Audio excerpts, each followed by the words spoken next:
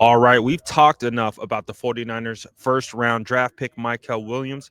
Let's hop into the tape and see some of the traits that really flash and how we can project how he could fit into this 49ers defensive front. So we're going to hop right in. Shout out to Nicholas McGee. He put together a couple clips, and I want to break these down because I really do think you can kind of get a sense of how Mykel Williams is going to fit here. So, this is where we're going to start. He is actually lined up on the interior right here. And this is where I do believe we can see him have an immediate impact as a pass rusher in year one. Yes, he is an edge, but he is an edge setter in base downs, and he can kick inside and play over the guard or in the three tech and really make some guards' life difficult. Let's take a look again. He is right here to the right, and watch this power. He just immediately bull rushes number 52 back right into the quarterback. And you can see the power and the ability to shed and those long arms, being able to reach out and bring Manning down. You really, really like to see it. And this, again, is where I really do envision Mykel Williams making a big time impact in year one by having these mismatches against the guards who have shorter arms, his ability to, again, see how the guard can't do anything because right when Mykel gets into the chest plate, he's able to get the wrists and hands out of the way, and the guard is powerless. Look, he is lifted up off his feet, almost falls onto his back, but then you see Mykel able to disengage and make the play. But we're also going to get some other opportunities. This he is lined up, head up on the tight end right here to the right side of the screen. He is basically holding the edge. He is making sure that the run isn't going to go his way. And then he's got eyes on the quarterback and he doesn't bite and he's able to get the sack right here. So this kind of shows some of the cerebral ability. They're throwing a lot of moving parts at him and it doesn't phase him. And he's able to hold his, gap integrity and responsibilities. And that leads him to ultimately making the play. So again, these are great things to see from a guy who's only 20 years old. And now we're going to get to see him to rush the passer against a top 10 draft pick that just went yesterday in Kelvin Banks Jr., who's number 78. You can see on the left of the screen, he is lined up to the outside, and you're going to see some of the pass rushing ability. And I like this setup here. So let's break it down to kind of give that little stutter inside. So that gives the threat of an inside move or a bull rush. And so you can see Kelvin Banks' feet kind of try to anticipate that move.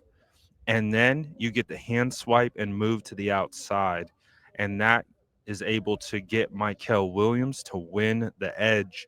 Just that little setup to the inside right there, that little almost like a hezzy inside with the swipe, double hand swipe, and then a rip through, and he is able to get that ball out.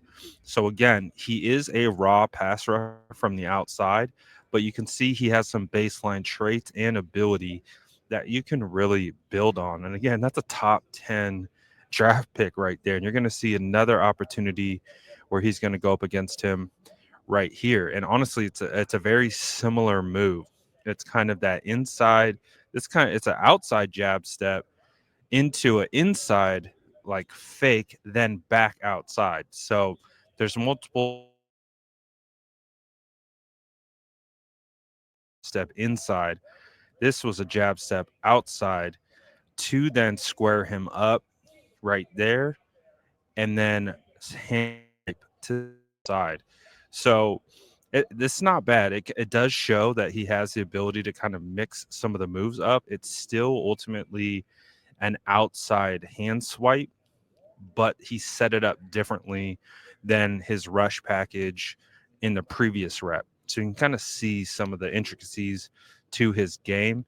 And again, he's going up against one of, the NFL told you this is one of the best offensive linemen in this class. And you can see him uh, taking it to him. So this is just a small sample. I still got a lot of film work to do on Mykel. I've just been kind of looking around at some of the clips that are out there. And again, um, we understand where he is going to be able to fit in the run game, but I really want to see how he can be a presence in the pass game, and this is how I see it. He has this he has the ability. Again, it's not pure speed. He doesn't have the greatest bend around the edge, but he can really develop that further at the next level. He definitely has the requisite ability, and he that's something that he can also kind of take to the next level with more reps and with more practice. So I'm really this pick is really growing on me. Again, I told you guys when the pick was made, I was kind of split down the middle because I didn't see him as a premier pass rusher, and that's kind of what I personally was looking for. But I can totally understand why the 49ers were not concerned with that. They were saying and telling us we need someone who can help us in the run game, because if we don't have an edge setter in this defense, if we can't stop the run, then we're never going to have an opportunity to get after the passer, right? You got to be able to put these guys and these teams in third and long situations so you can have that opportunity. And with what we've seen with the San Francisco 49ers, and honestly, I keep coming back to it, it reminds me of when Cleveland Farrell went down on the 2023 playoff run. The 49ers run defense was never the same after that. Chase Young, lazy in the run game.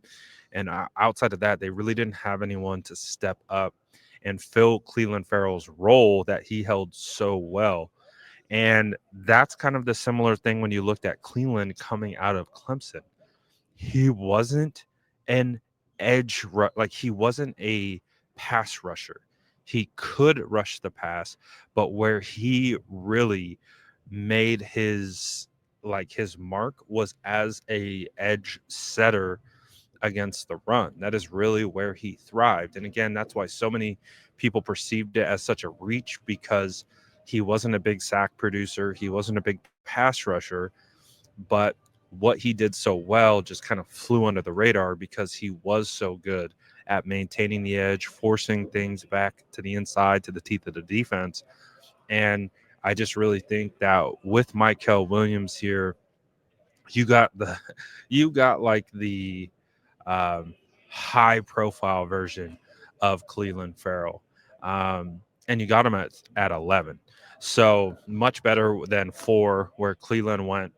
Um, and he has a lot more upside, I would say, than Cleveland Farrell. So what you're seeing with this pick is you're seeing a guy who's going to be able to be on the field on first and second down right away. And I think his best bet to see the field on third, he will definitely get opportunities on the outside to rush the passer, but I want to see him rush the passer over the guard. And I think that is a phenomenal, phenomenal place for him to start. So let me know what you guys think about this in the comments below. And as always, make sure to like and subscribe for more